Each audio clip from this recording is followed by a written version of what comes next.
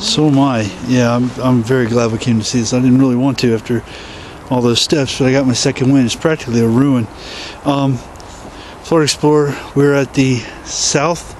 We're on the south rim of Tallulah Gorge. This is the so-named South Wallenda Tower. This property, this small patch of property, apparently is owned by Wallenda LLC. This is where Karl Wallenda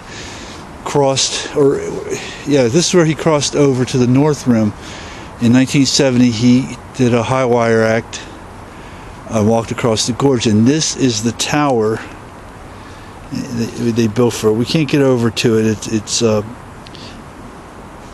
beyond the permit point. We're sitting in a fence right now. This is the fence line, and this is as far as we can go legally. And I'm not willing to spend any time in a Georgia jail, or even talking to a Georgia cop just to go a little bit closer. But this is where he would have anchored, where he did anchor his wire, his line for that crossing. So it's kind of a very compelling ruin in a way.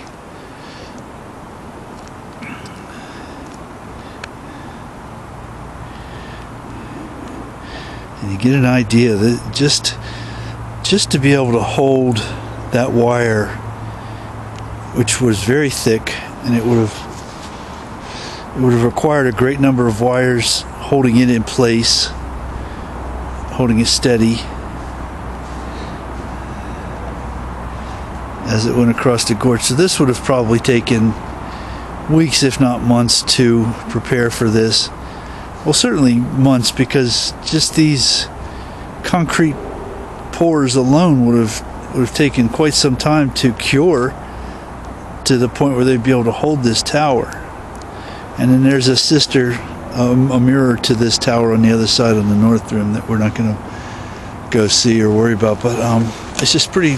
We were here, so we thought we'd come see it. It's a pretty interesting piece of Americana.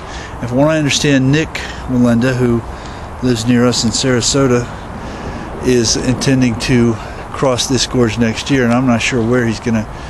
I don't know. Maybe I doubt he'd try to use the same piece of equipment. But who knows, maybe he would. I'm going to go over here and see if I can get a little bit better angle on this thing, or a different angle, I should say, at least.